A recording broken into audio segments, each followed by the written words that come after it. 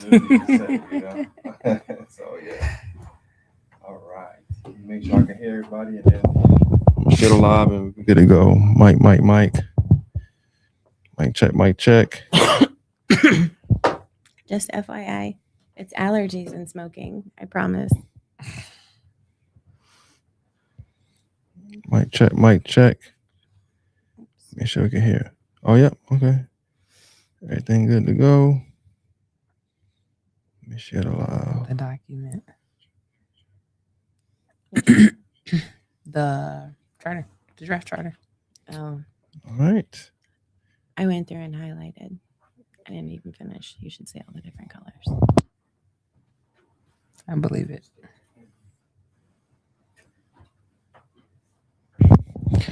All right. All right.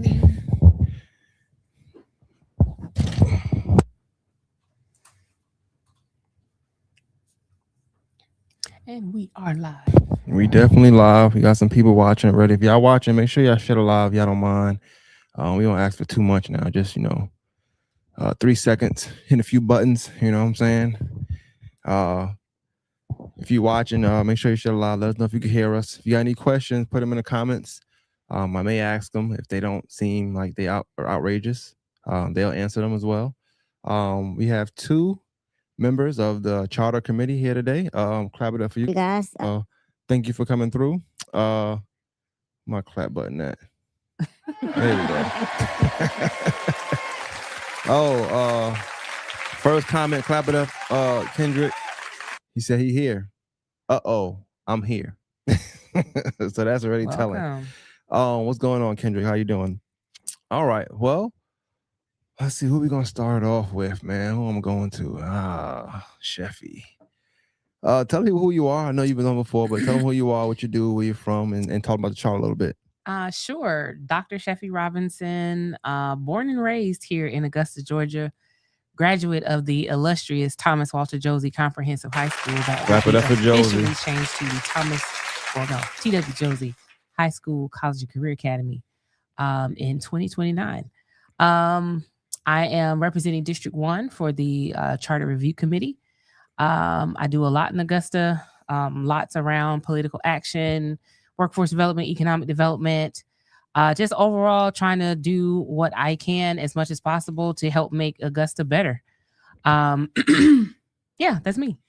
All right. And as she sips a drink of her drink, Perfect timing. Mr. Angela, tell them a little bit about yourself and the charter if you can. Angela Backus. I am the founder and executive director of Resource Augusta, and I am the District 2 representative on the Charter Review Committee. Okay. Well, I don't know how you want to start it, but the people have been saying, I'm gonna say the people. The charter has been in the news quite a bit lately. Some of it look like a stance, maybe like a stand up against something. I don't know. Yeah, I had to discuss that today. I had some mixed reviews. I work in retail, so sometimes people say, "I see you online. What's this about? What's this about?" They'll tell me what they think it's about. Usually they're wrong, and we'll just leave it there. I try not to judge too much. I know everybody don't watch the news, but this is very rare in media where you get something like this can happen and you can kind of get the person's side of media, not like a 2-minute segment on the news, but we got time. Let's talk about it. So whoever want to start off, before we get into the news, let's talk about leading up until and what was going on. What's some things that maybe you wanted to address your concerns with as it relates to the charter and maybe how you were treated or the thing that was going on, the quote unquote politics of the business. Sure. So first and foremost, when you undertake a project as large as this, you have to go into it with a plan. It can't be something you kind of haphazardly do as things come up, like, oh, we should talk about this, or oh, we should talk about this. Because the document was so extensive, because there were so many people involved in the process, it was very important to start with a plan of each week, each month, which topics are we going to tackle? Because if you don't do that, the risk you have is getting to a point where, oh, we forgot this one piece, we forgot this one section. So we ended up spending an exorbitant amount of time on form of government when we had probably made our decision as a body on how we would move on that maybe 2 months in, but we still had 4 more months of kind of deliberation on just the form of government, which meant we didn't get to spend any time on the details. So a lot of the process we spent on just making a decision on a main kind of concept. And then when it came to the details, we were rushed through it. The devil's in the details, for me at least. Can I add something to that, though? Yeah. Because if you recall, at the beginning of the form of government committee or subcommittee, y'all spent some time on a mission statement. Oh, God. Which I didn't realize that we needed a mission statement for any of it, but it was very important to the chair, I guess, of that committee to have a mission statement. But also very random things. Like there was no guidance. And even when I would bring up, that's not in reference to form of government. For instance, when we just don't even discuss it, we just throw it on the agenda to get rid of the marshal's office and have the sheriff's office absorb all of their responsibilities. So, and that was in July. Yeah. Before a form of government was truly discussed and narrowed down.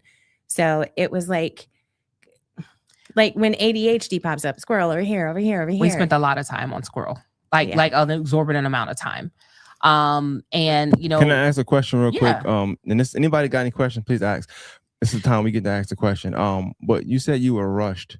Yes. I'm big on details too, so I just need to know, like, can you give me not a necessary example, but what does it mean when you say you were rushed? Like, so we would spend like months on a concept, a subject matter, for instance. And I'll give an example. Like, say you and your wife decide we want to buy a house, but you spend months deciding you want to buy a house, but then you pick the first house you see.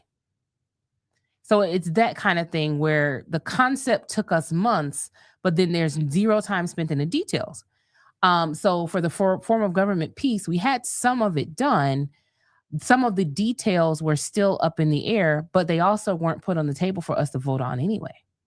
So that happened quite a bit in a couple of sections where we would come up with the concept. We'd start on some of the details, but not completely finish the details. And then we move on to something else before we finish the first piece. So it was a lot of bouncing around in that regard. And then it was, oh, wait, we forgot that. And then we'd come back and do something. So that kind of movement is what led us to, you know, by the time we get to January, now it's this mad scramble. And I think that was the first time we ever talked about the judicial system. Was it in January or was it February? So it was actually back in November. She had invited Judge Sims Brown to come and speak to us. And I remember that. And I spoke to our chair privately and I said, I don't think that that's a fair ask.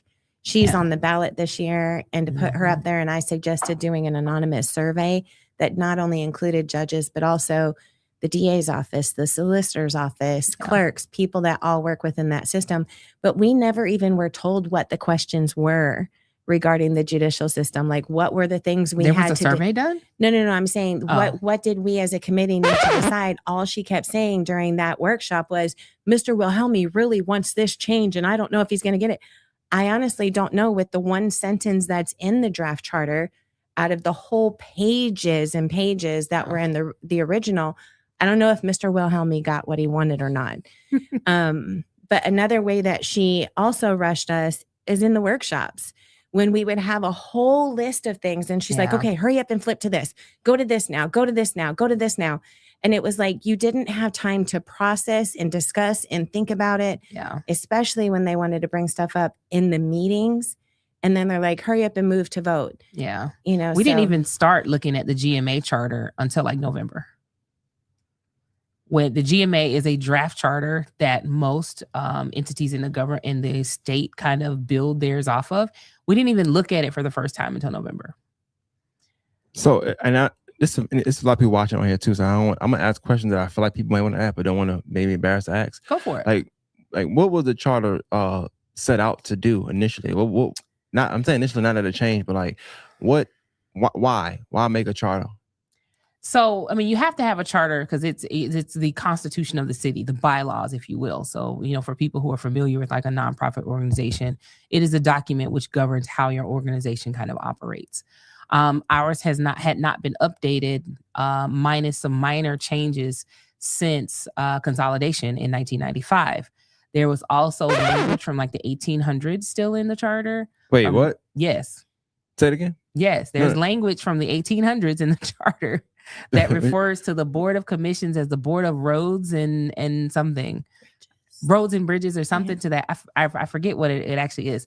But we had some really, really old language in the charter. Like there was a reference to militias and all sorts of things still in our charter from 1995.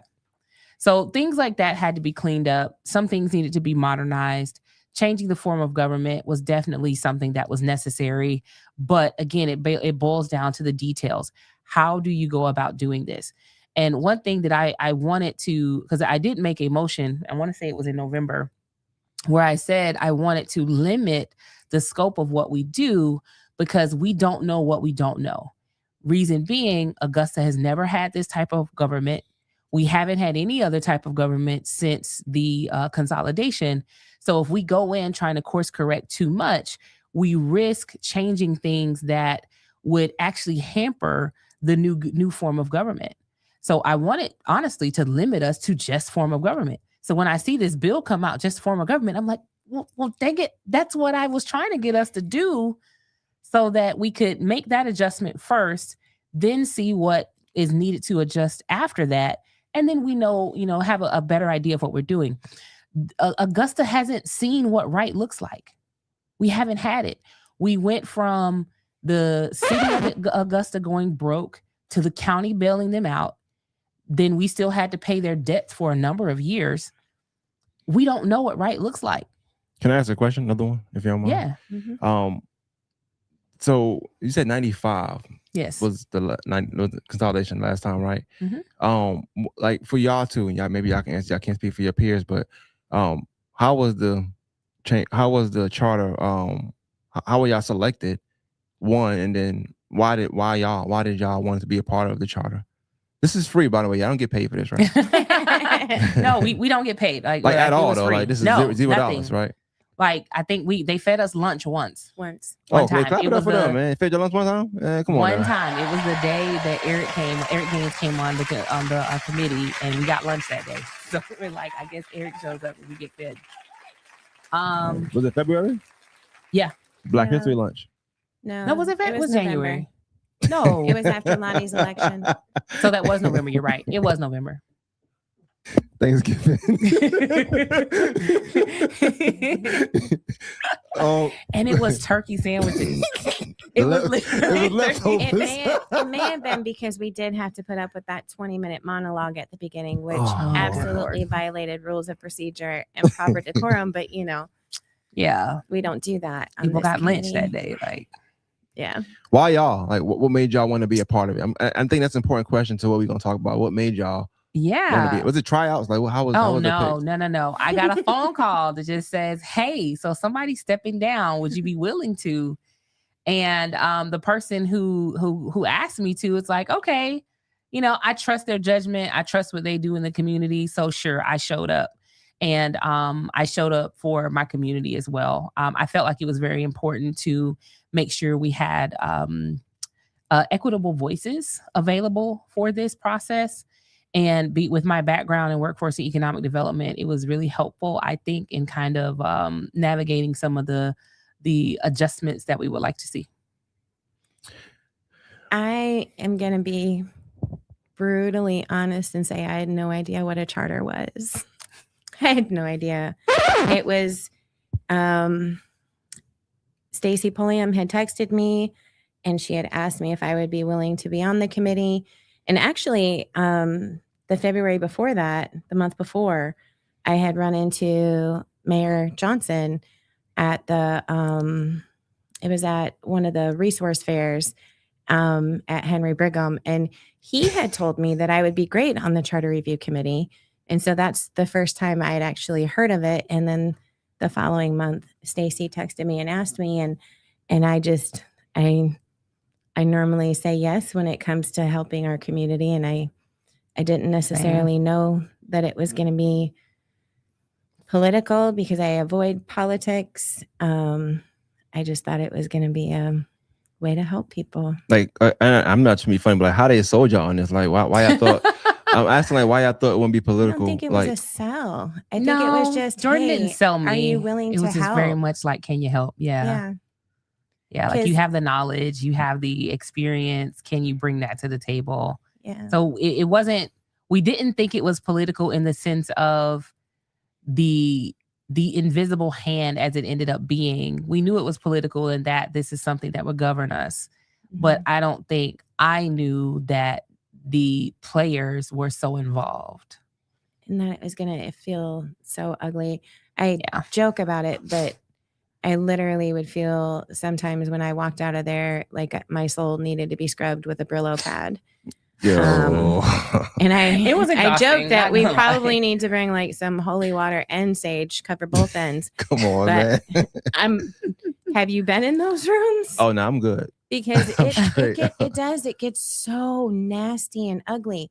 Like you can disagree on things without personally attacking me or the two of us being threatened in the last week or so. Yeah. I mean, if I'm confident in what I believe, then I can argue my case and argue for what I believe. And I don't have to sink to name calling and threats and deflecting. Like I can stick to the point. But what happens when you're only working off of talking points and you run out of talking points? Or you just chat GPT something and somebody put you on notice. Oh man, you must be reading the comments. No. But the comment made me think. Somebody said, Ray, nobody cares about your chat GPT has to say, quit fronting, as they say. That's from Daniel Evans. I don't know what that means, but he's like referring to Ray. the comment From above Ray. I think. Yeah. Yeah, it's pretty lengthy. I try to keep the lengthy ones off the camera because then y'all can't see y'all. See, you just be blocking everybody out. Shout out to Ray though, But yeah. I got a question on here. It says, how do you think the next chapter committee should be selected? I think the way that it was done this time, although I think it is important to have just regular people on the committee. I think that's incredibly valuable. When you say regular, what do you mean like regular people that they're not in the political game.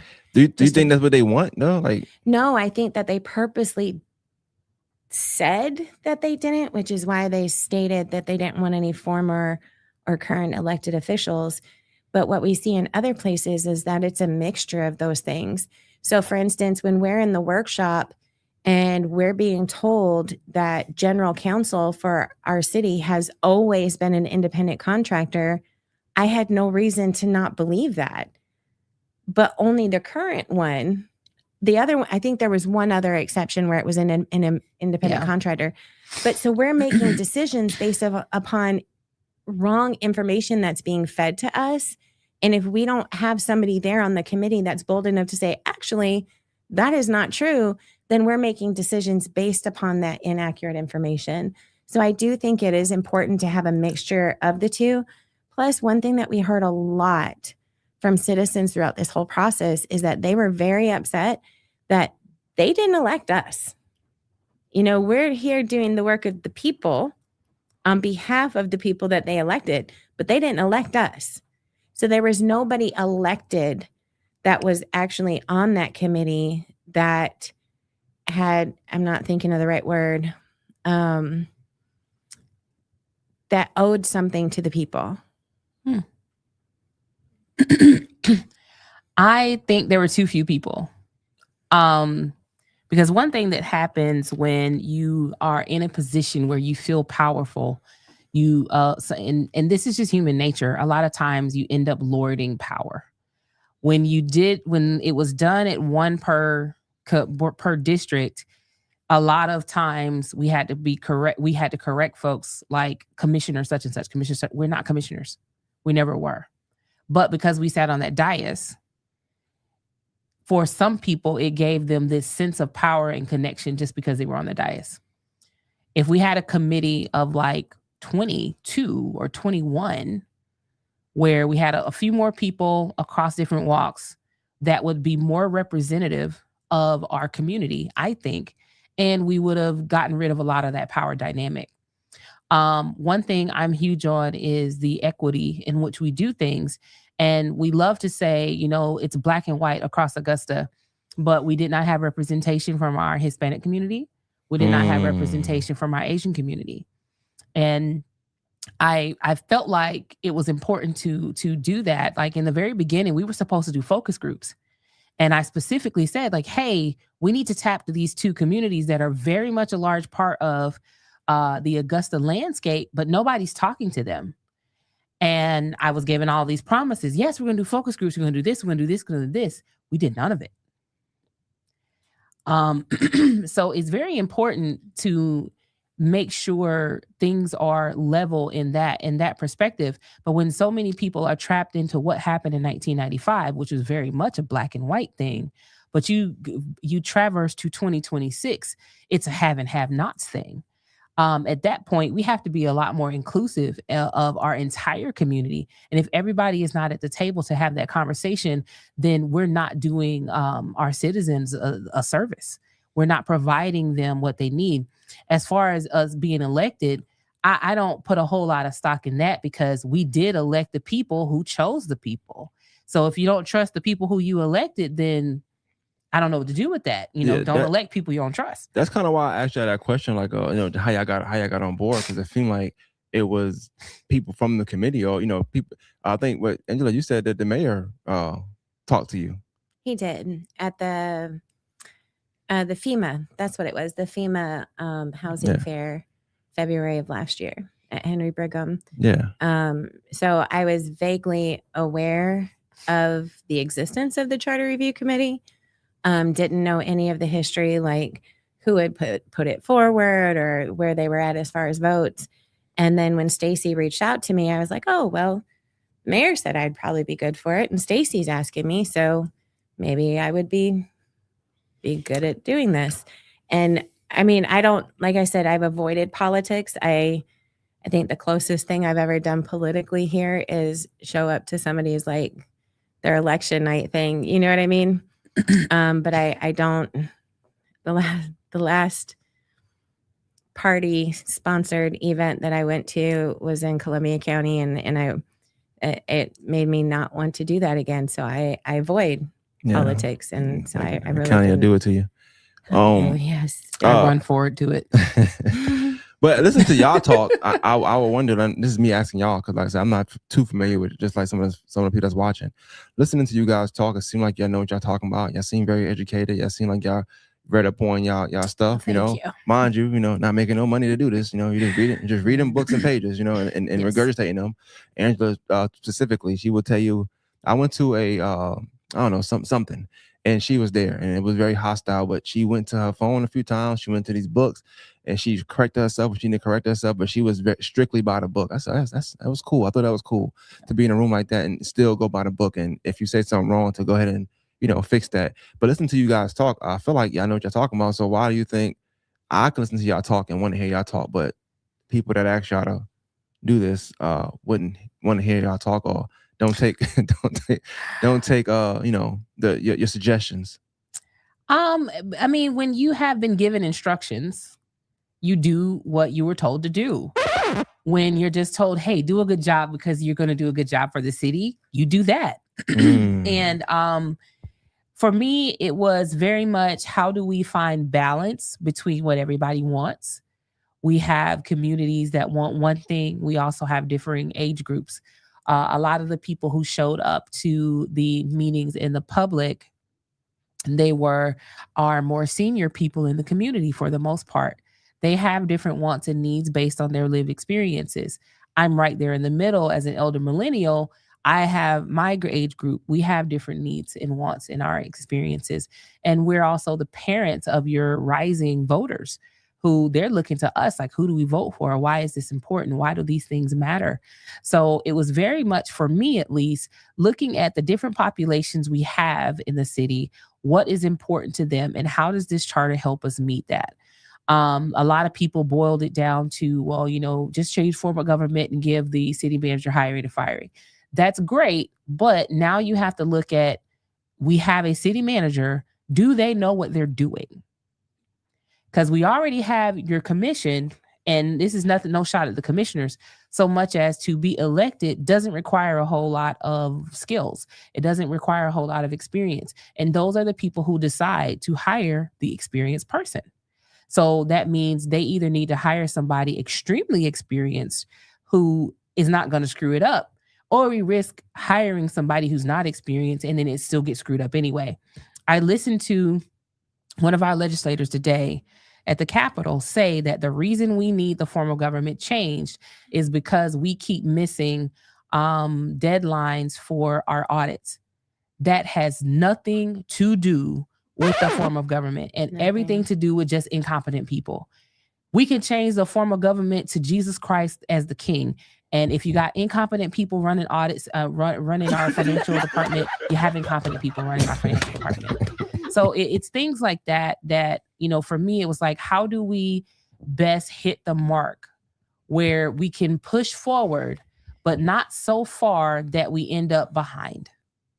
Can we also acknowledge, though, it probably doesn't help if you fire the administrator and 2 department heads all in the same day, 2 days before an incoming natural disaster. That may play a small part as well. But I think one thing, going back to your question, and I don't know if it was the one before this, so this is when my brain decided to tell me the answer. I think Sheffy and I have something in common, and that is we work with a lot of different people. Mm-hmm. We're able to hear them and listen to them. So even if I haven't had the exact same experience as she has, I know how to hear her and to listen to what her issues are and everything else. And, unfortunately, I think a lot of people on our committee did not have that ability. They can't see past what their wants and needs are. But I also think between us and our ability to hear people and also use our voices and not be scared to do that, I'm going to guess that that's a big part of why Stacey and Jordan chose us, because I've never discussed politics with Stacey, not before, not after. Politics, I mean, we just, when I know her, like, I'm out in the community. That's how I met her, being out in the community. We're just out there serving people. Yeah. So we don't stop and say, hey, are you Republican or Democrat? What do you think about this? We're just out there serving people. And literally. And I think that she's seen, my ability to speak up when I need to speak up, and to make sure, I always say, it's important to give a voice to the people that can't afford to buy one. And I think that's a lot of what we have going on in Augusta. Yeah. I think big money is what's running Augusta, Georgia. And it's forgetting the people in South Augusta that come to our town halls and apparently annoy half of our committee by complaining about why they're paying streetlight fees when they don't have streetlights, or why they're paying taxes and they can't drive down the road because there are potholes all over the place. Man. And so whereas other members only see that as fussing about something that's not relevant to the charter, what I said at that point is what they're trying to communicate to you is that they don't feel heard and seen. Yeah. They don't feel fully represented. And that's not to say the commissioner in that district is not doing their job, but as we know, it takes 6 votes to do anything. And the part, like, the big thing you keep hearing everybody say, oh, well, they stopped this because they don't want to see Augusta move forward. Changing the form of government is not going to change that South Augusta has been defunded. That is not going to change. We could have went from 10 commissioners to 5 commissioners. That would not change that East Augusta is flooding. None of these things are hinging on the form of government changing. They're hinging on our elected officials paying attention to the people. Do we need a form of government change? Absolutely. It would help with a lot of the efficiencies that we have. However, if those efficiencies aren't also paired with attention and respect of the constituents, nothing will change. The only thing that will change is more third-party people would be brought in to make money off of our government, and that's it. Speaking of flooding, fun fact, I don't know if you caught it. It was either last week or the week before. There was a house, I believe it was in District 7, that had flooded because of sewer backup. Yes, I remember hearing about And they that. were paid for the damages. But I still see people on like Connect Augusta and stuff like that talking about all the flooding that they had in South Augusta and that the city's denying their claims. So that's a great example of how, because stormwater fees are a thing, right? They get collected where they go, and I think actually Stacey brought that up even as far as trash, We've been on the asking side about of the road. stormwater fees about 10 years. Trash on the, she had pictures at last week's meeting of mattresses and tires. And she said, this is my district, but I don't see that in other people's districts. Right. So it's unfortunate that we have to exercise our political power in whatever way possible. And I say that in not that Sheffy holds any political power, or even Angela. Every single voter holds political power. And you have to exercise it however best fits for what you need to accomplish. Whether you're representing an organization, whether you're just representing yourself and your family, you have to do what's best based on that political power you have. So, for anybody on the Charter Review Committee and them making the decisions that they made, I'm okay with that because based on the political power they have, that's what they do. And based on what I have, this is how I navigate that as well. I will always champion people being able to vote how they feel and do the things that they feel important. But when you're able to do it, so am I. And my attempt is no different than anyone else's. This whole process has been very eye-opening for me in how government runs because, I'm a nerd. I read case law and legislation for fun, but that's mostly because I like to be informed. But to be immersed in it was, oh my God. I needed a beer after that, and I don't even drink beer. So it was really tough. You were reading in tongues. Oh my Jesus! So much paperwork. Yeah. I created a GPT that just immersed all of this information. I just would upload all of these documents just to help me disseminate it all. And then, finding through the other charters that are out there as models.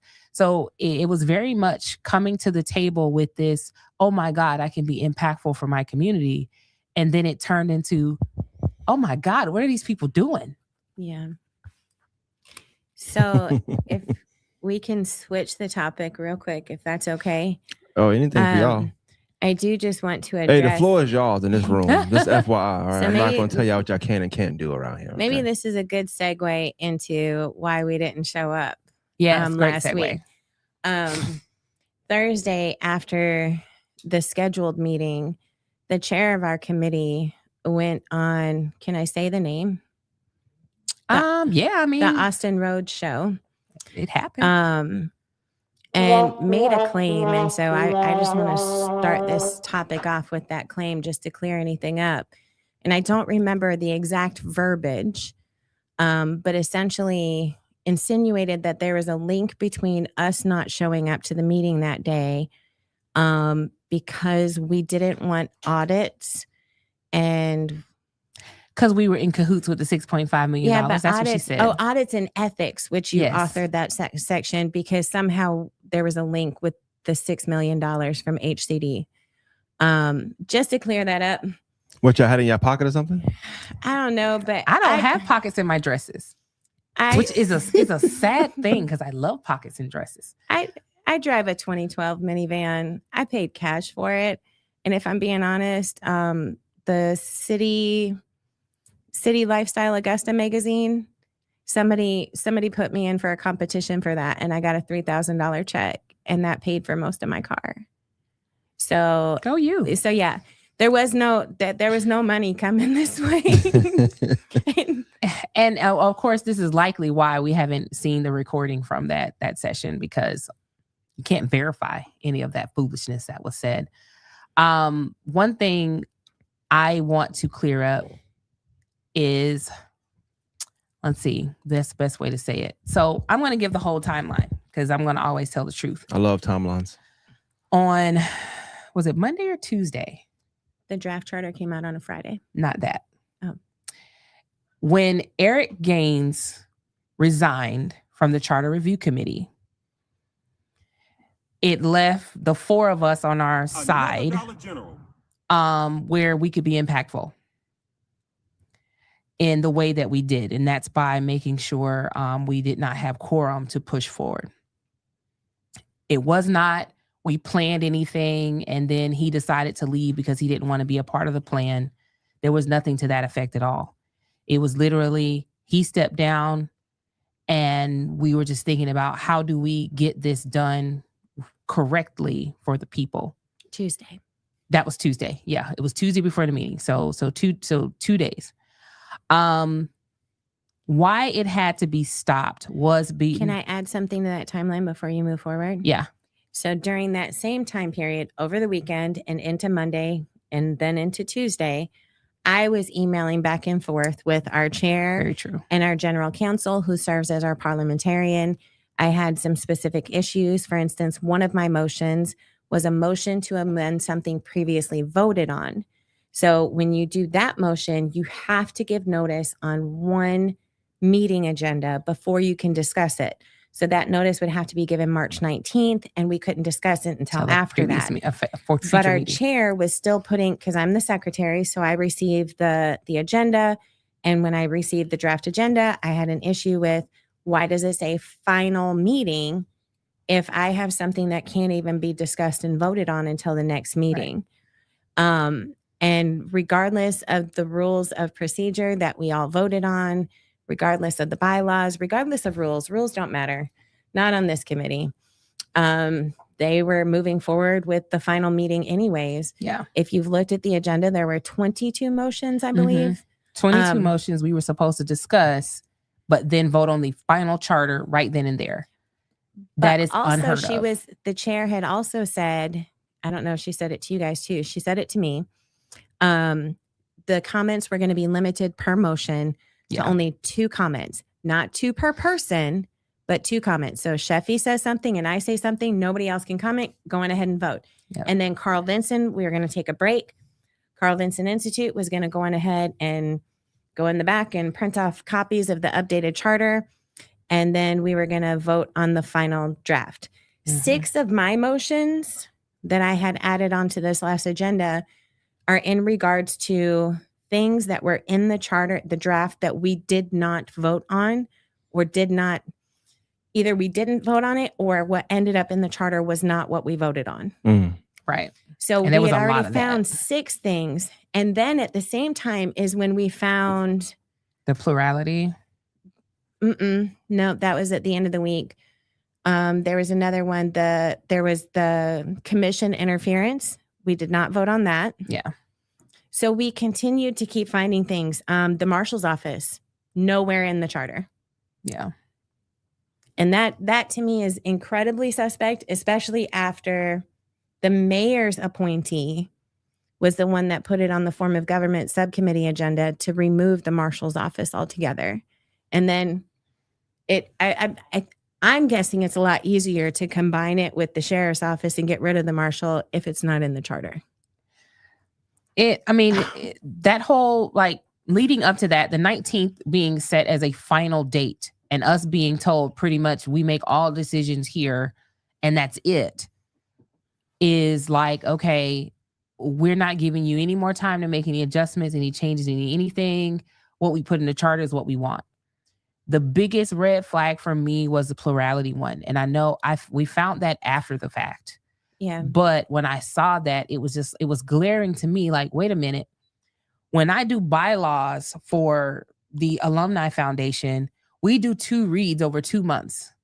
And then we make those updates over 2 months. But we're supposed to vote on something and make those updates in 2 hours. I don't even think it was 2 hours. She was like, we'll give them 10 minutes to make the changes and they'll come back to us with a thing. And it's like, that for the city charter. How much time to make the changes? It was said a like brief break. a brief That's what it break. said. So they wanted to vote on all these motions we had, which was like 27 total, I believe. Then they were going to give a brief break, which may have been an hour, and then we would have come back and voted on the whole thing. That's crazy. But keep in mind, we are still finding more things. Every time I read through it, every time somebody else reads through it, there's more things that we are finding that are not accurate. We're not saying, and I know other people, I believe she said it to the news anchor that was there, that we just didn't want to come because we didn't have votes. No. Newsflash, we didn't have the majority the whole time. Right. The whole time. And most things we voted on was unanimous. So there was no, they're just trying to be contrary. It was literally, we have this document where we voted on specific language. But then when that language ended up in this document, that language has been changed. It'd be one thing when we vote, because how we would do with Carl Vinson, here's the concept, here's the context, bring us back actual language.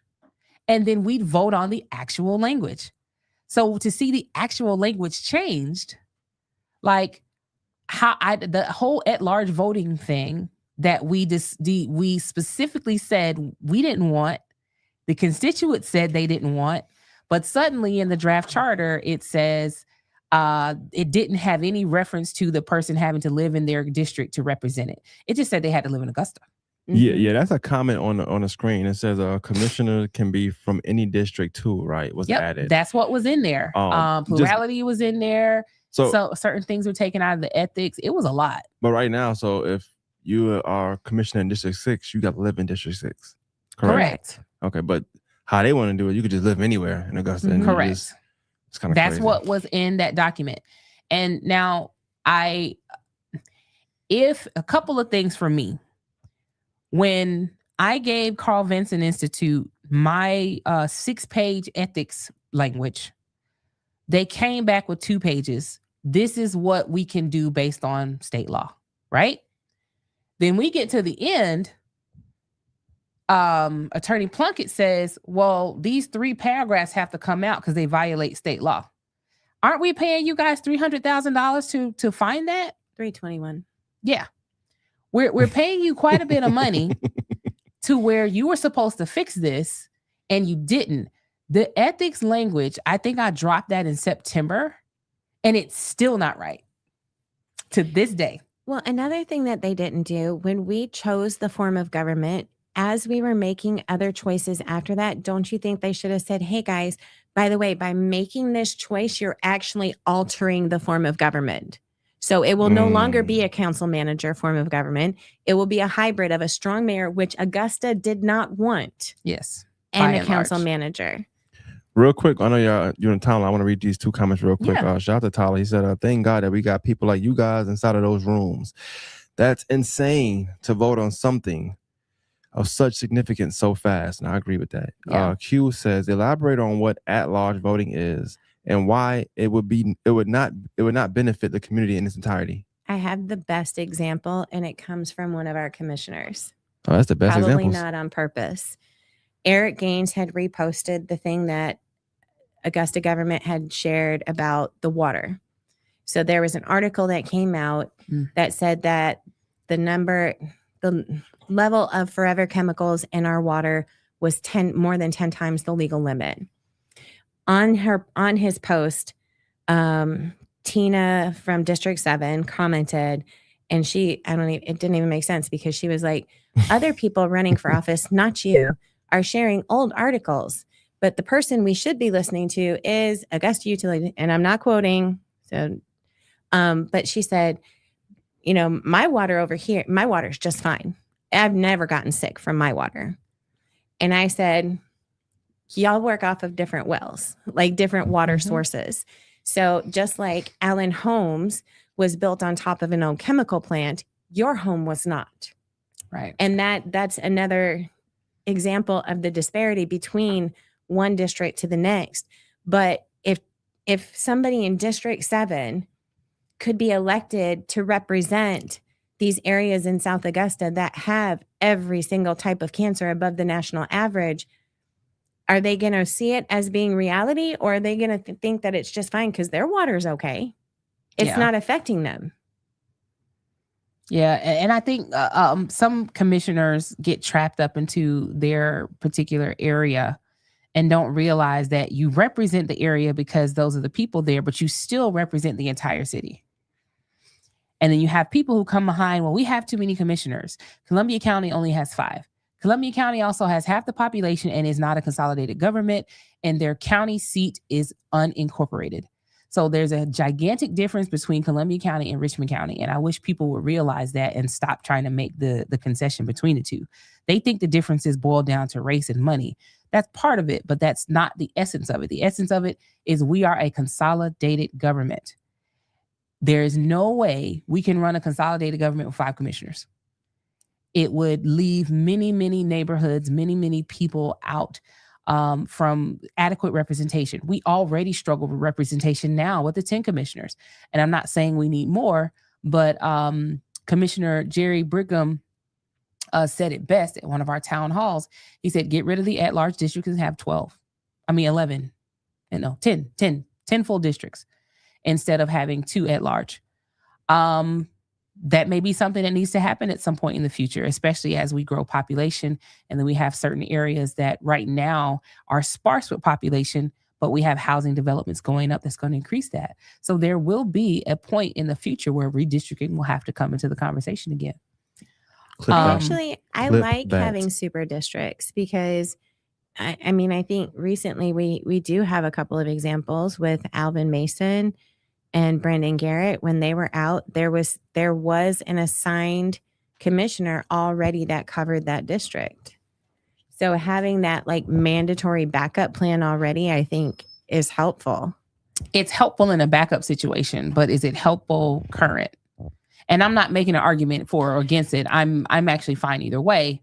But it's more along the lines of, as we grow, will that still continue to be a necessity? I think it may not at some point. My commissioner, he ignores me. We have my commissioner. Does he ignore you? My commissioner ignores me. My super district commissioner, if I call and I don't reach her, she gives me a call back, or she sends me a text message. But I have never received a response from my commissioner. So I think right now it's working. That's just me. Is he up for election? No. I mean, at the end of the day, the Augusta will change. It will change where we have to make adjustments. So for me, with this whole charter review process, I wanted my input to the charter to be about sustainability of that, so that we're not constantly coming back to the table trying to make adjustments. And when you course correct too many things, you end up realizing, oh shoot, I made a mistake here. Mm-hmm. I'm dealing with this now with our, my alumni foundation, where we're going to have to go back into our bylaws and make some adjustments because we made a major change, but some things have to be shifted. With a city charter, though, that's a little bit different because those things have to go through legislation and have to go through votes. So you don't want to do too much where it's like, oh, shoot, we really screwed this up. Let's go back to the table. All in all, the process of the charter review was necessary, I think. In hindsight, the timing was not above board, I think. And then when you consider the consultant that we hired talking to elected officials, or the office of the elected official, that also stated they would be removed from the process, the whole thing just gives me pause, because it's like we went into this thing with good intentions, but when people behind the scenes don't have good intentions, you just feel dirty for being a part of the process, right? So it's one of those things where I had to pray about it. Like, I'm sitting on my bed looking at like, this is not right. This is not right. What's about to happen on this dais Thursday is not right. And of course, people will say, well, you just let it go and then the voters decide at the polls. I don't think people really recognize how things change. So when you get to the polls and you're asked a yes or no question, oh, well, this makes sense to me. But nobody really thought about, when they gave the mayor a vote, you nullified the executive branch of our government and made him a full-time commissioner. Nobody thought about that because it wasn't explained that way, you know? How was it explained? It was just said the mayor needs to vote because we can't get anything done. He deserves it. Yeah, he deserves it. And the question I always ask people, because I say, okay, well, what mayor did you hate? Oh, I couldn't stand Davis, Hardy Davis. Couldn't stand him. So if Hardy Davis was the mayor, would you have voted yes? Oh, no, absolutely not. Yeah, then you shouldn't have voted no you should have voted no. Yeah. If every mayor shouldn't have a vote, then you should have voted no. I've had, some people, what mayor did you hate? Oh, Charles Devaney. He ran the government to the ground. If you wouldn't have given Charles Devaney a vote, no mayor should have had a vote. Period. Can I just add in real quick, because we didn't address this. The other two members that didn't go to the meetings last week along with us, Frank Lewis, he was actually already double booked with two other events, prior commitments. And Augustus Palmer, unfortunately, lost somebody very close to him today. His fifth loss in a week. So they're not here because of other things, not because they chose not to come. Well, and I do want to address that because, and I'm just going to call it out because she didn't have a problem with saying it. But when Catherine McKnight, Commissioner Catherine McKnight, was interviewed on the news, she called us cowardly for not showing up. And I know because I was on the phone with you, it was not easy to not get up and go to that meeting. Mm-hmm. It was very hard. But the only choice, when you're backed into a corner, the only thing that we could do is stop it from moving forward. Yeah. Because for some reason, they were like running straight into a brick wall. Keep in mind, they wanted us to vote on this on March 5th. Yeah. When we were supposed to vote multiple on March 5th. motions that were being noticed for that day, they tried to force us to go on ahead and have our motions heard, which was a violation of rules of procedure. But what is the rush? Because there is no part of the resolution that created this body that said it has to go on the ballot this year. There's no part. I mean, the part for me on the whole rushing thing is, we have to move Augusta forward. We have to move Augusta forward, right? Okay, so Augusta has not moved forward in 30 years, right? And this change would be effective January 1. What is instantly going to happen January 1 that's suddenly going to make Augusta move forward? It's nothing. Nothing's going to happen. That's going to boom. We are now the size of Atlanta and things are rocking and rolling. It's not going to happen that way. And rushing this thing to the ballot, I know the thing is, well, we want to get it on the ballot during a governor election, so we have the best voter turnout, so on and so forth. But that's also the bigger ballot with a lot more on it. The Democrats have questions on that ballot. Both sides. Well, I don't know if the Republicans do. I know the Democrats do have questions on that ballot. There's a lot of people on that ballot. And you know what happens when you have a lot of information in a place? You just start clicking. Yeah. You just start clicking. So to have something that important thrown in with a bunch of other stuff, are you going to notice it? And are you going to pay attention to the reading, or is it just be like, yes, it's fine? Well, you know what else I don't understand? And I think it was Steve Fouché. I'm pretty sure it was on one of the articles on Facebook last week that was saying something about they can't get anything done. But just like on our committee, let's be real, our committee is split basically into two sides. Yeah. Kind of like the commission is split into two sides, not necessarily by race or party affiliation. Yo, Chefy got a chill.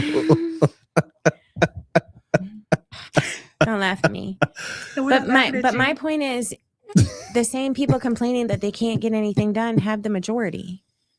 So what's stopping you?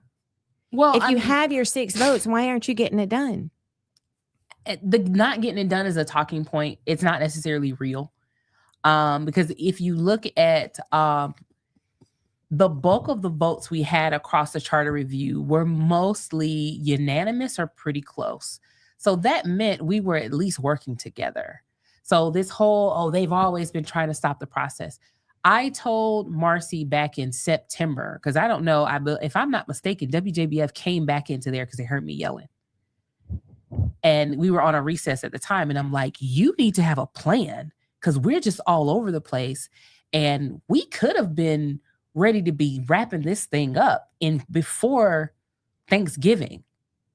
Had we had a plan, we could have been done, draft in hand by the end of January. But see, who do you blame for not having a plan? Because I believe in the contract for Carl Vinson. That's one of the things that they're supposed to be doing.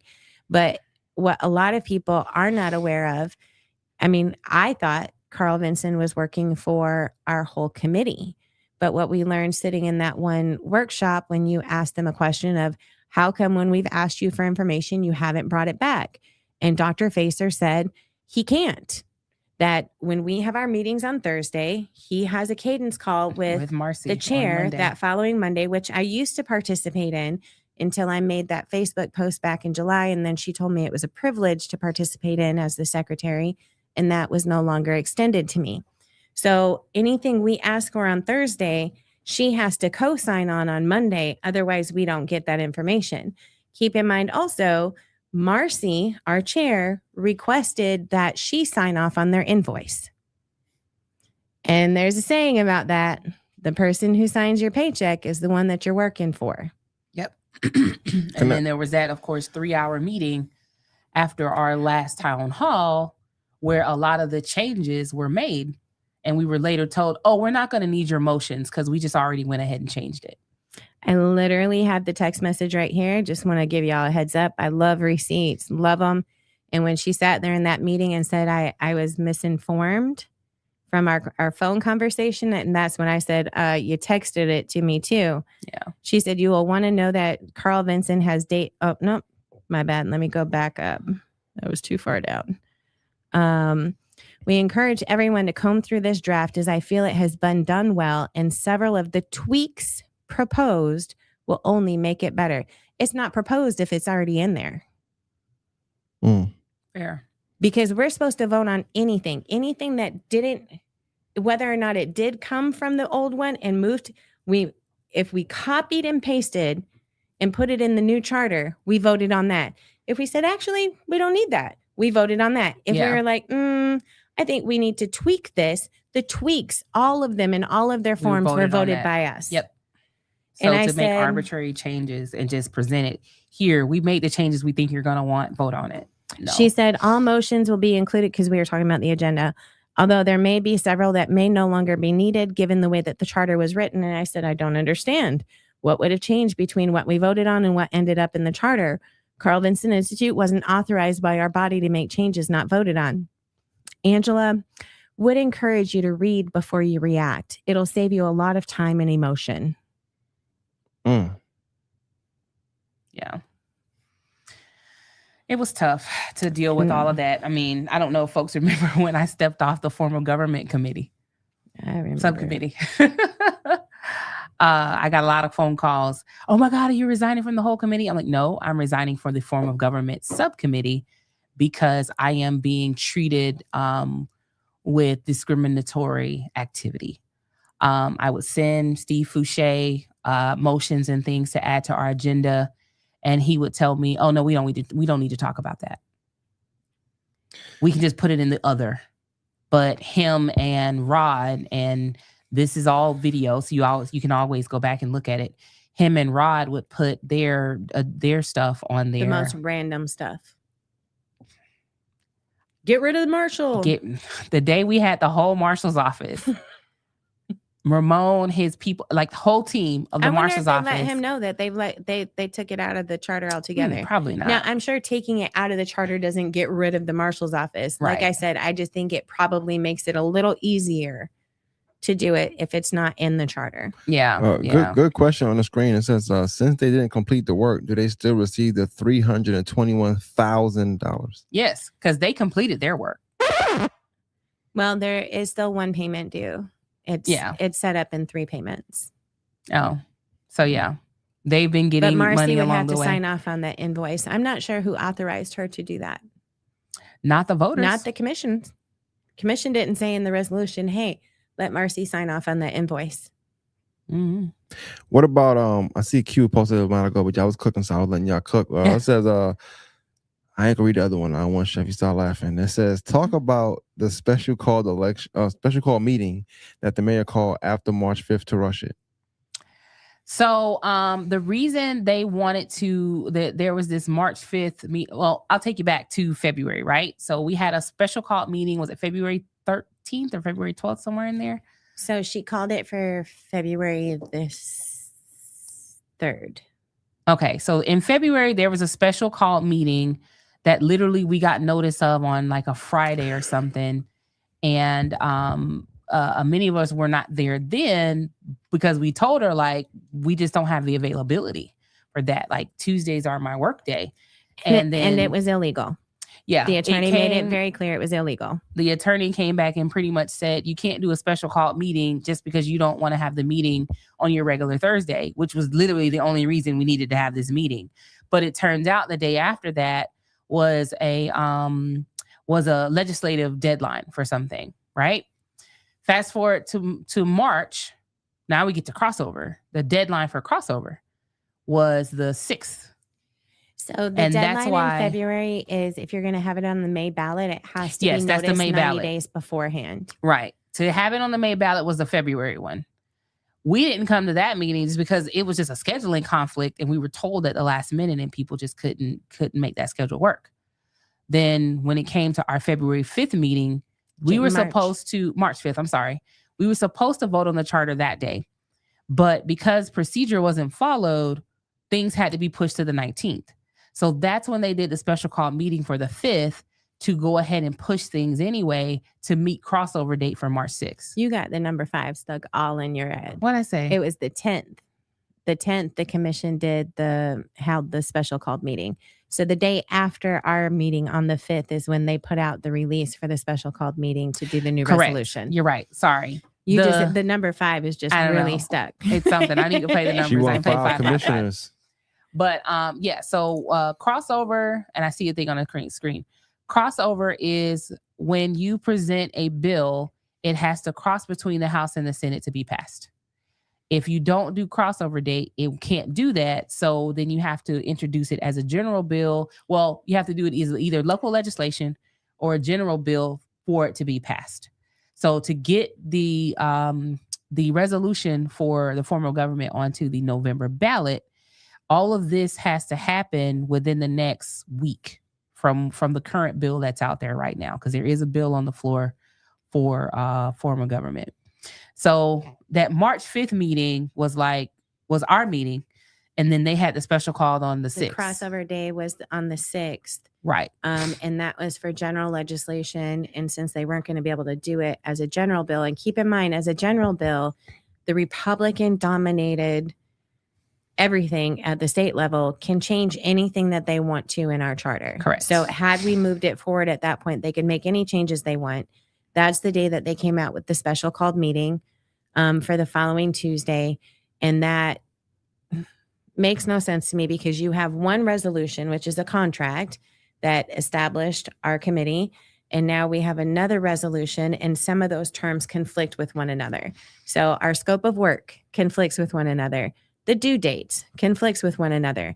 Also, the original resolution said that our commission would be hands off. We were an independent body, but you still came and took something from us. Yep. You took something from us and you ran with it. They sent it as a local bill. And because our local delegation did not vote unanimous on it, now they're using a loophole to get it through as a general bill. Yeah. So it's on the floor right now. We went to Atlanta today to do a hearing with the committee that handles those. And pretty much, as I stated to them, the work was incomplete. Yes, we had an idea of this is the form of government we wanted, but some of the details were not completely ironed out. We did have some language, but after the town halls and listening to a lot of the constituents, there were motions on the floor to make some adjustments to that. Part of that was the mayor being able to put up nominees and vote on them, which the more and more we kind of went around and around about that, that was too much power given to one piece of the legislative body, because the mayor is in the legislative body, not the executive body, because he has a vote. Remember, Carl Vinson actually brought that up to us. Yes. In one of their clarification things. And then I reached out to, I think it was brought up at town halls too. And then I reached out to Dr. Nelson, which apparently is against the rules, guys. I didn't see that rule. Did you see that rule? Yeah. Well, so Dr. Nelson was a subject matter expert that was brought in to speak to us about form of government. I thought she was very well educated. She answered all of our questions. So when that came up, it wasn't something I had thought of. So I said, hey, Dr. Nelson, do you have an opinion on this? And that's when she talked about it creating a hybrid government. Mm-hmm. So that's when we moved forward with putting that motion on the agenda. Yeah. So, we tried our best to go back and kind of make adjustments, because when you're piecemealing a document, you're looking at it individually. But when you have the whole document in front of you and read it, now it's like, oh, wait, here's a piece I need to adjust. I mean, like I just finished my scholarly project for my doctoral degree, which turned out to be like 118 pages. And I did it in pieces. But then when I had the whole thing together, it's like, oh, wait, no, I need to make adjustments here, adjustments there, adjustments there. And that took me several weeks for one document that only 5 people were going to see. But we were expected to do that in a matter of an hour that 200,000 people would be governed by. Wow. And when you put it like that sounds crazy. Yeah, and that did not, when I tell you I tarried, like old people say in church, I tarried about that thing. Because it's like, God, I know this is not right. This cannot be what I've just spent the last year of my time doing to get here to the end and produce such a shoddy product for Augusta and say I'm proud of it. Like, absolutely not. This city deserves better. And so for all the people who want to say, well, it was cowardly to not show up. That was my question, just real quick. I know y'all saying thing, but like, go ahead. Like, I need this from both of y'all. Like, when y'all, this was on the news. This person said this, right? On the news? Oh, it's been said. Yeah, news was said. The radio stations, kind of on all the forums and all the Facebook. It was cowardly not to show up. You guys are cowards. Well, just answer like how did that make y'all feel for it to be spoken about in that way on those kind of platforms? I can honestly say people who aren't walking the lived experience and just have complaints, I always ask them, well, what are you doing? Because I don't believe I saw you in any meeting. I don't believe I've seen you at any town hall. I didn't see you volunteer for any of this. I didn't see you want to bring a Snicker bar to us while we sat there on our every other Thursday for an entire day. So the bulk of the people are complaining are the bulk of the people who put in none of the work. Shaka, have you seen your kids since this morning? I have not. I got to stop at the house on my oldest daughter's birthday and see her for all of 20 minutes before heading over here. Yeah. Being on this committee was a sacrifice. Mm-hmm. And I was honored and am still honored to have served our community on this committee. Yeah. But it also was a sacrifice. It was a sacrifice for us to not show up to that meeting because I don't think that we've shown ourselves to be people that play games just because it's fun. And I think it's completely hypocritical that people want to call us cowardly while they hide behind blaming Carl Vinson Institute for the changes that were made to that draft charter that they asked for. Yeah, this morning I dropped my little person off at daycare, went to a doctor's appointment, jumped on the road, went to the Capitol to do the duty for our city as best I can. And then drove back home and got here to again talk to the public to inform the people of what's happening. A lot of people love the sensational pieces of this whole process. They just think, oh, they're just playing games. They're just doing political things. But it's literally, and I don't speak for anybody but myself. It's me thinking about the 15-year-old girl who's listening to her grandmother talk about the politics of the city and what this means for people who look like her. And I'm taken back to me as a 15-year-old girl listening to my grandmother talk about what consolidation was going to do to our city. And in hindsight, And I'm sorry because I'm tearing up because I'm just really passionate about this. But in hindsight, everything my grandmother said, I see. She said then that if the city and the county combined, the county would be left out in the cold. And to come here 30 years later and see exactly what she said, this is my home.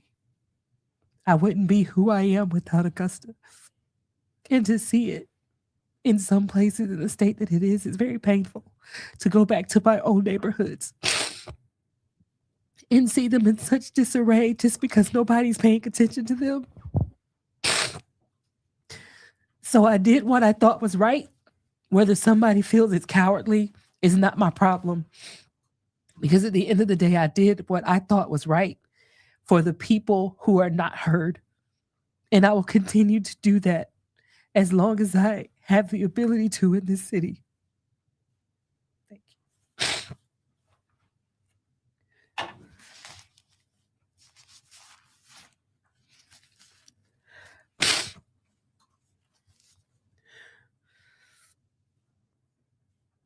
It's not easy to speak up,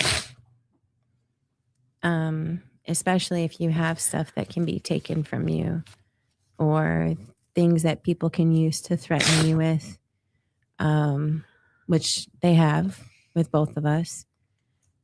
So there's a cost well beyond the time.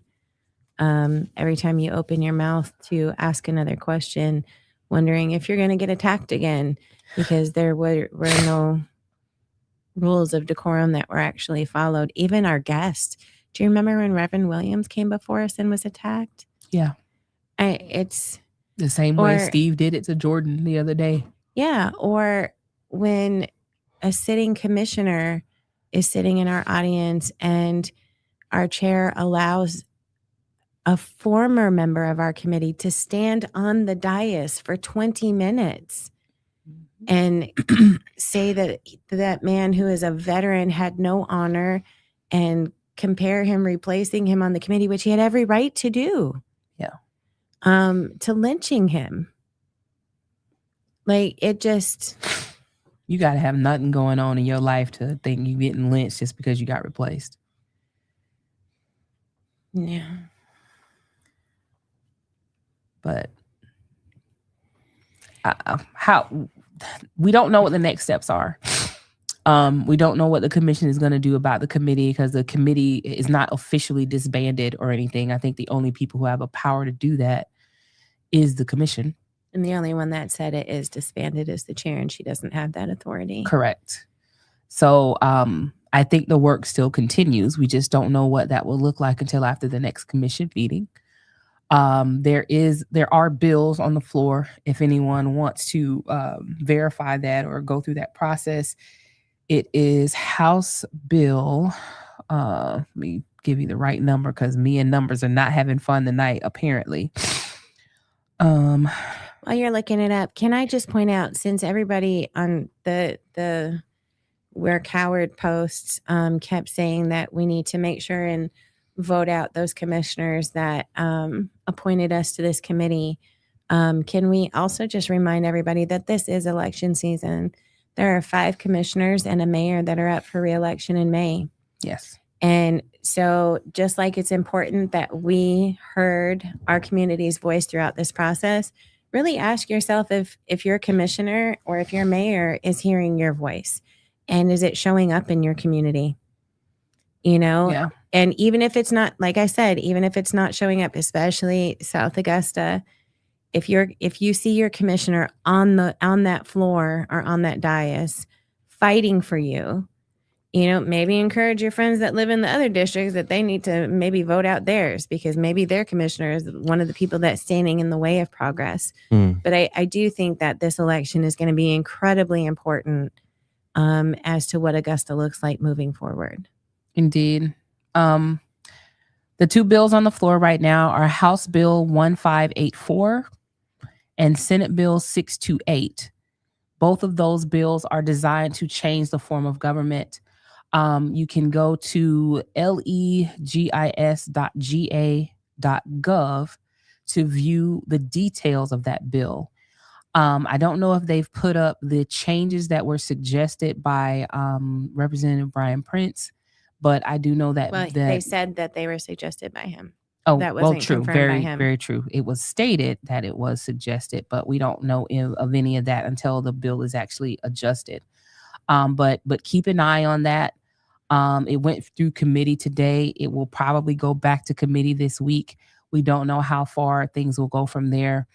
Overall, we just want to make sure voters stay informed and knowledgeable. Many people I know check my page. I do videos a couple times a week where I'm spending time educating the voters, because at some point for the city of Augusta, we have to vote in better people. And the only way we can do that is knowing what's happening versus just listening to the sound bites of what they give us. We have to know what's happening with our government. We have to know the expectations of us as voters so that we make informed decisions that help the city, help our communities, and overall support growth of Augusta. I know many people are like, well, we don't want Augusta to grow because we don't want to be like Atlanta. We are a far cry from for Atlanta. I mean, we're like 30 years behind that. We're not getting to Atlanta style anytime soon. But we do have to be conscious that if we don't grow, we won't have the tax base to keep up with what we have. We have tons of jobs here in Richmond County, but we don't have the housing for them. So a lot of the people who work here don't live here, which means the tax base that we need to keep the city running is not here. And the only way we shoulder the burden of taxes across the constituency as much as possible so that our grandparents aren't almost being put out of their houses for their taxes is we need a tax base. And our tax base comes from rooftops. Our tax base comes from people who enjoy the city they live in. They live here, play here, work here. This is how communities are built. Live here, play here, work here. Right now, we got a lot of playing and a lot of working, but not a lot of living. So the tax base is constrained. And that doesn't just, that's not just an issue just across the commission. It also affects the school board as well. Our school board is having to close schools because we don't have families. Mm-hmm. And when we don't have families for the schools that are remaining, then that means they have to increase the millage rate just to be able to keep the schools we have open. So it becomes a cyclical issue of growth has to happen in order for us to have the tax base we need to have the lives we want. So I will always champion for people to be informed. Make whatever decision you want. You don't have to agree with me. I don't care if people agree with me. I just care that people use their voice and their vote. All right, go on ahead and read it. Read what? Oh, that. You're not gonna read that comment? Yeah, I can read it. Which comment? Ben Hassan, that one? Yeah. Oh, that's my, yeah, come on. My voice right. Clap it up. Ben Hassan, Super District 10, current commissioner for 10, appointed a guy, charter member, that was very unprofessional to charter members and to Commissioner Jordan Johnson. So y'all go ahead and vote Ben Hassan, Super District 10, okay? Yeah, I say that Kendrick gladly. for mayor. Stephen Kendrick for mayor. I know Steve's still watching. You know what I'm saying? He probably talking and watching though, but yeah, definitely don't Uncle Ben. Yeah, Uncle Ben is crazy. I'm with Kim. She also said we got to stop complaining and go vote. Please go vote. Please go vote. Yes, please voting, go vote. Please vote. Go your voice vote. is in your vote. Yes, period. Yes. So I mean, we said a lot today. I think that I liked how y'all, how we was able to talk about the charter, talk about some of the things y'all been through. I think that's important. Like I said, in media, a lot of times you get them 3-minute clips or the clickbait, the 90-second slot, for things they think is important. But I think it's important that people watch this and see the thing that you guys went through. Once again, you aren't making any money doing this. He's saying it like we got PTSD. What y'all went through? No. I got PTSD for you guys. Okay, I don't like feeling this way when not making no money. I feel like that paycheck sometimes kind of help you feel this way. Like I feel bad, but you get paid on Friday. You just selling your soul then if it's about the paycheck. Well, no, it's illegal to not get paid for the stuff we doing, So, yeah. But y'all put a lot of work in. You talking about 18 pages, all these pages, revising, learning verbiage. It's a lot going on. It was a lot. Yeah, it's a lot going on. So I think it's important to note that in addition to the things you're doing, you're not getting paid. So to me, maybe to somebody else they don't care, but I definitely care. Thank you. So my oldest daughter, months ago, when she was still in California before she moved out here, I was complaining about the charter review, and she said, "I just have a question. Is this like a renewable everything year or every year thing, or is this a forever thing? Like, is it Costco or Illuminati?" Wow. And I said, Costco that doesn't renew but feels like Illuminati. Man, Jesus. Yeah, my little person has gotten intimate with quite a few members of the Charter Review Committee and other constituents in the county just because he was at a lot of our meetings. So, despite people, wanting to say, "Oh, you left your kid in the car," right outside the window where we both could see them. Where I have a whole app where I can monitor where your my 12-year-old is old enough to watch them. But yeah. That one. Yeah. But it's been an experience. And I'm still, it's not an experience that scared me away from public work. I still do what I can for this community, and I will still continue to serve in this capacity until this body is completely dissolved. So no, just because we didn't show up for the meeting, we didn't quit the charter review or anything. If a meeting becomes being scheduled, I'll be there. And I'll keep doing the work that I think is right for our city. Go vote. No matter who you vote for, show up and vote, period, point and blank. Well, not just no matter who you vote for. I mean, I'm just saying, I'm not telling people who to vote for. But like I tell my kids, at least know who you're voting for. Very fair. Know what they stand for. Yeah. Very fair. I did tell Q, I think one thing we should definitely do is when y'all let me know y'all know this kind of stuff. Y'all got all the information. Y'all are encyclopedias right now. When the actual official ballot is dropped, this is it. This is finals we voted on in May 19th. I would love to have people come up here and like at least explain each part of the ballot. I think that's important because a lot of times we get to them polls, we don't know what's going on until we get up there and we guessing like what signs did we see, who do we see on social media. So the sample ballot is out. It's out. So okay. Yeah, you can go to MVP, like M as in Mary, V as in Victor, P as in Paul, hold on. MVP.guys. .sos.ga.gov. MVP.sos.ga.gov. And you can see the ballot there. Yep. That is your voter page. So you can check there to see if you are registered. I believe the last day to register is coming up in April, I believe. So I think it's right before early voting that you have to make sure you're registered. You can check your registration. You can also get a sample ballot. And at some point in the coming weeks, what I'll do is I'll put up at least a Democratic ballot. I'll have to get somebody to give me the Republican one to just go over the two ballots so people can see what's on there. I know for a fact that, the Democrats will have 7 questions on the ballot. So it's very important that people can view that information so they can ask questions now ahead of time. Make sure you're registered to vote.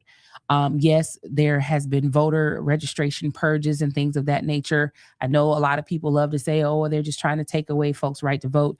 Those purges a lot of times happen because you aren't voting. Period. When you don't vote for a certain amount of time, they purge you because you're not using it. So make sure you haven't been purged. And then you can view that sample ballot so you can ask questions. I would definitely have no problem, pulling those sample ballots and just doing a whole session on what's on the ballot, what it means, those types of things, just so people are informed. The more we can provide information, the more people can understand, and hopefully we get better politicians from that. We're closing, and if there are any questions in the comments, please ask. But I do want to ask y'all one question. I was kind of letting y'all talk, and the comment of someone saying that it was cowardly, right? I often talk about perspective and how something could be true in somebody else, false somebody else, depending. But from outside looking in, at least for me, and I'm sure some of the viewers watching, what one person, whatever, may look at as cowardly, I looked at as very stand-up. It was courageous to stand up to something and entities you believed in, knowing the power you held. I think cowardly would have been showing up, knowing that you felt like that was the wrong thing to do. So I want to definitely commend y'all, but also just have y'all talk about, aside from the cowardly part, how courageous was it, for you guys to make that call? Like, yo, this is what we're doing, and we sticking to it. I don't think we saw it like that. We weren't like, let's open up our closets and put on our hero capes. It was, what are our options and how can we stop this from moving forward, because it is so wrong. Not stopping the charter from being voted on overall. Right. Neither one of us is against the charter from being voted on. Our issue was the manner, and 22 motions. Yeah. And then we're going to put trust into somebody who is, depending upon who you believe, right now, the email the chair sent out said it was Carl Vinson, Institute of Government's mistakes and oversights. The crazy part about that, and her saying that in that email, is Carl Vinson is a government, is linked to a government entity, being UGA. UGA is a part of the University System of Georgia, which is a state entity, not necessarily government. I'm gonna correct that. It's a state entity. So to willingly put their reputation on the line in that way, it's not owning up, because at the end of the day, I'm pretty sure that a lot of the adjustments they made were based on things they were told to do. I don't see that folks who don't live here, buy here, pay here, whatever, would just make these changes because they wanted to see something else in Augusta's government. Things like that would have had to come from somebody within Augusta's government to even know. But keep in mind, even throughout this whole process on our committee, there have been certain people that have wanted to quiet the voices of the community. At the March 5th meeting, our chair stopped calling on me, even though she said, well, it's only 2 comments per motion, but we weren't even discussing a motion. And that was clarified with the attorney, and she still wouldn't call on me. She wasn't calling on me in queue. Or even when we discussed having the town halls specifically for community feedback so that we could make changes as needed, that was December 18th. Yeah. She instructed the clerk to go on ahead and schedule them. And then I missed that first meeting in January because I was sick. January 22nd, it's brought up a third time. And the chair's like, oh, well, there's basketball tournaments, so she wasn't able to schedule them. So, and then we vote on it. And surprisingly, one of their people jumps on our side and votes for them. Again, for the express purpose of getting community feedback and making those changes. That's specifically why I said that in the motion. And if you go and you watch the video of that meeting, there's several people talking about why they don't want to get community feedback. And in fact, if you look at the agenda for February 5th, on there was a motion to rescind the vote for town hall feedback. Why are we so scared of the people speaking? As it was stated by the vice chair, I think we've heard enough from them. And there is at no point we have heard enough from the constituents who are the ones who pay for all of this. But we also had not had official charter review town halls since any decisions had been made. That's true. Because if you go back and look at our videos from May, we specifically said we were going to do a set of them in like June, July. Then we'd come back after we did the form of government. I was like October-ish. We were supposed to do them throughout. We were supposed to do like 3 sets of town halls, and then we were supposed to do focus groups. We never did the focus groups. And more surveys. More surveys, yes. IT department was awesome. Can we also shout out the wonderful people? IT department was great. We have some amazing government employees. Yes. The clerk of commission, Miss Bonner, Miss Natasha. Our marshal's office did amazing. Like, we have some really great staff members down there on 5th Street that were really helpful in this process as much as they could with making sure we were as comfortable as possible. So absolutely. Shout out the government employees. Parks and Rec. Yes. Parks and Rec because they're the ones who helped us get our town hall stuff together. So yeah, overall the process, it wasn't all doom and gloom. So I don't want, people to think, oh my God, this is such an experience. You must be exhausted. I am exhausted, but it wasn't all doom and gloom. We got a lot of good work done. And I just wish we could have stuck to the good work and not the politics that made the good work polarized. And we got to meet a lot of really wonderful people in our community. We did. Absolutely. So it's kind of cool now. I mean, I meet people with the work that I do with Resource, and I'm sure the same with you, but it's nice. Yeah. And I think getting the little text messages that just say thank you. Like, it doesn't even need to say anything else. Yeah. That's incredibly special. Encouraging. Well, because I mean, they're acknowledging that they feel heard. And ultimately that was my goal, was to make sure that my community was heard. All parts of it. Especially, Absolutely. like I said, the ones that can't afford to buy that voice. Yeah. Well, I definitely appreciate y'all. I'm gonna clap it up for y'all. I think this was very informative, very good. I'm sure a lot of people that's watching. I'm sure more people watch tomorrow too. We starting to hear that people don't like watching the live because they don't want to be seen watching the live, so they wait till the live is over to watch the live. So it's kind of crazy, right? But yeah, they don't want their name popping. Yeah, up. they don't want the name popping up. As such as watching with you, it's like, oh, what's up, this person? I don't want to say no names, but understandably, I get it. So yeah, I appreciate that. Yeah, make sure y'all go vote. And how can they get in contact with any one of you if they have any questions or want to rack your brain anymore than City Ready doing? I mean, technically, for the moment, our government charter review emails are still open. Yeah.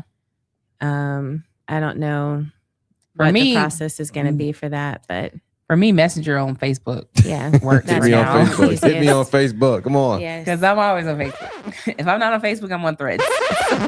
But either way, it's Meta.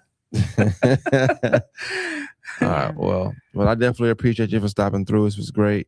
Clap it up for y'all one more time. Make sure y'all please go like, share live if you haven't shared it already. Send it to your commissioner. All right. Send it to your mayor, soon to be mayor. Whoever you want to send it to. and we appreciate y'all. Thank y'all. Have a good night. Thank you. Oh, I hit my mic.